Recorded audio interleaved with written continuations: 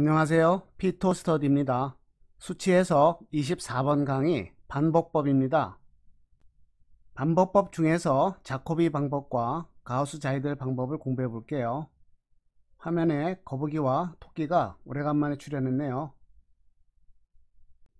반복법의 원리를 간단한 방정식 4x 더하기 x는 2를 이용하여 설명해 볼게요. 4x와 x를 더하면 5x가 되니까 답은 암산으로 바로 구해지죠. x는 0.4입니다. 이와 같이 좌변의 항이 4x와 x로 명백한 경우는 바로 해를 구할 수 있겠죠. 하지만 그렇지 않을 때가 더욱 많습니다. 그래서 x의 값을 가정하고 나머지를 풀어서 새로운 값을 구하고 이것을 되풀이하는 방법을 반복법이라고 합니다. 여기서 이전 단계에서의 값을 x스타로 나타내고요.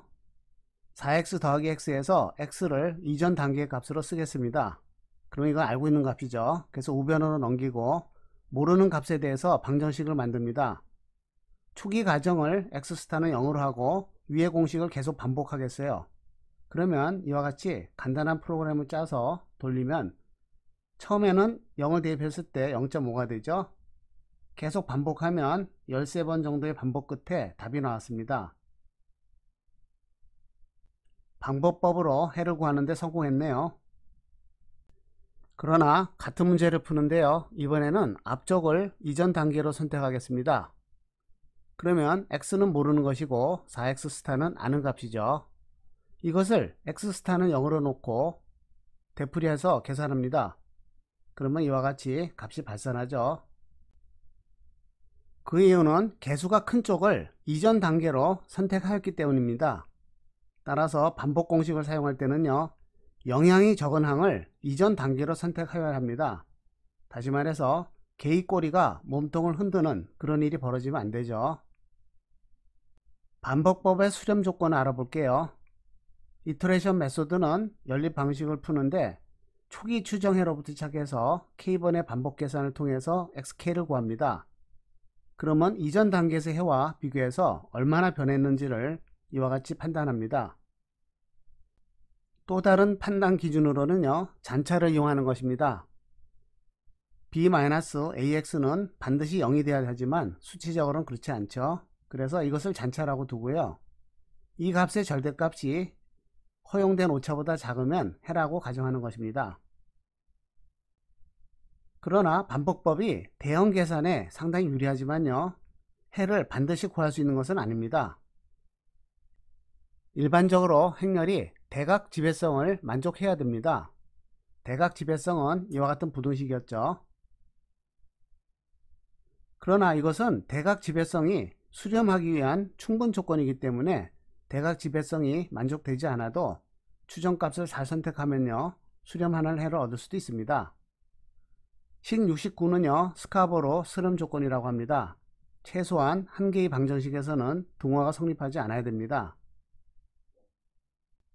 2절에서 가장 중요한 내용인데요. 반복법의 종류입니다.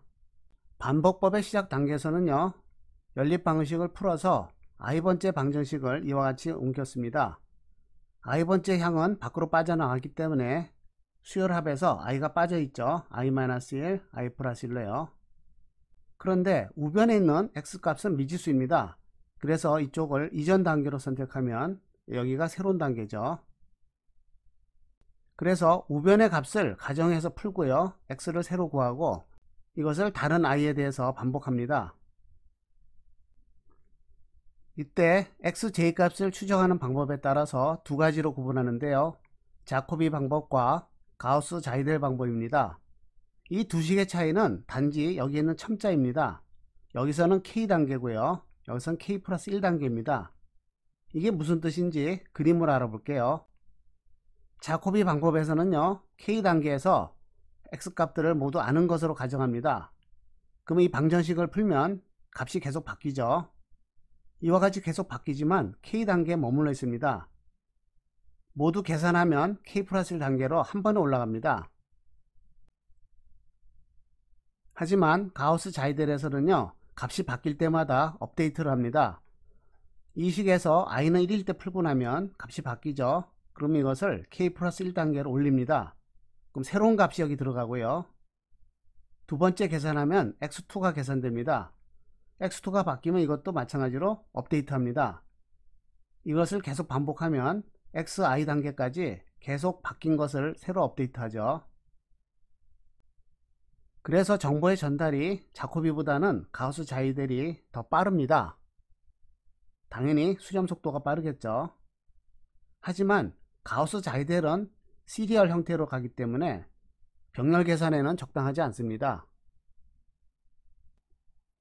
가우스 자이델 방법을 정리합니다. 똑같은 수를 더하고 빼서 같게 만듭니다. 그러면 이것은 이 안쪽으로 들어가고요. 수열의 합에서 끊어진 첨자 i가 연결됩니다. 그럼 이것은 잔차가 되므로 계산이 쉬워지죠.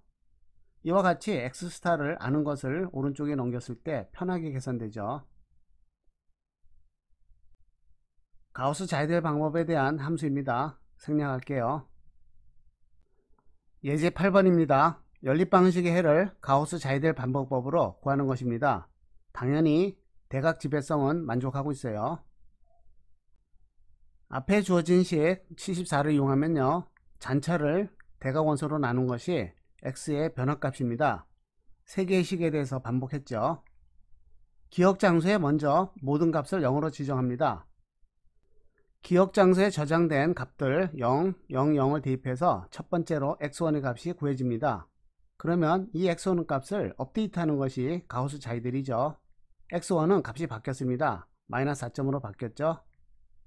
하지만 두 번째는 그전 값입니다. 0과 0이죠. 이것을 이용해서 값을 새로 바꿉니다. x2는 13.5로 바뀌었어요. 그럼 세 번째 식에서는 업데이트된 값을 집어넣습니다. 이 식을 이용해서 다시 x3 구하면 값이 바뀌죠. 이 값이 20.7이 됩니다.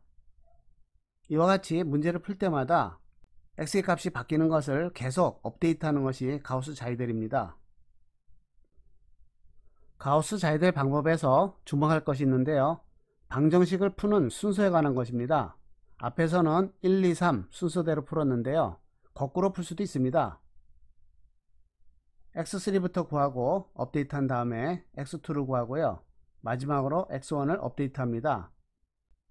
위 두 가지 방법은 이터레이션 횟수가 다를 수도 있고요. 그래서 문제에 따라서는 두 가지 방법을 섞어서 서로 번갈아 가면서 해를 구할 수 있습니다.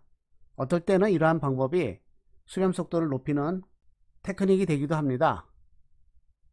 그래서 잘 알아둬야겠죠.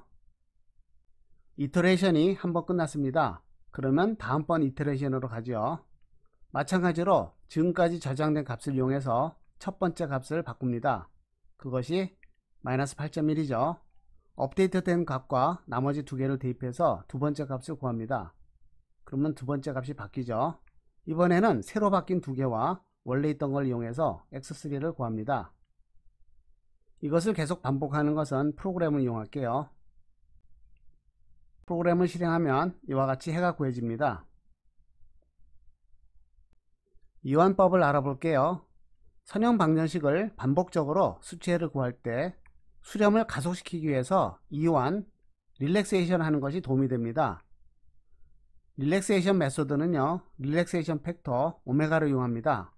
x의 증분에 오메가를 곱해서 오메가 1보다 작으면요, 늦게 갑니다. 하향 이완이고요. 언더 릴렉세이션이라고 합니다. 오메가가 1보다 크면 오버 릴렉세이션 상향 이완이고요. 좀 더 빨리 가는 것이죠. 이완법을 그림으로 볼게요. K단계에서의 해가 있습니다. 이 해에 변화량을 더하면 K 플러스 1단계에서의 해가 되겠죠. 이것을 정직하게 1만큼 더하는 경우가 있고요. 줄여서 더하는 경우, 늘려서 더하는 경우가 있습니다. 아직까지 해가 도착하지는 않았지만 거북이 경우에는 많이 줄여서 갔고요. 토끼인 경우는 굉장히 앞서가 있습니다. 하지만 오버릴렉세이션을 너무 심하게 하면요, 발산합니다. 그래서 없어져 버리죠. 해를 구하지 못하는 경우가 많습니다. 거북이의 경우에는 해는 안전하게 구할 수 있지만 상당히 느리겠죠. 수치 해석 24번 강의입니다. 시청해 주셔서 감사합니다.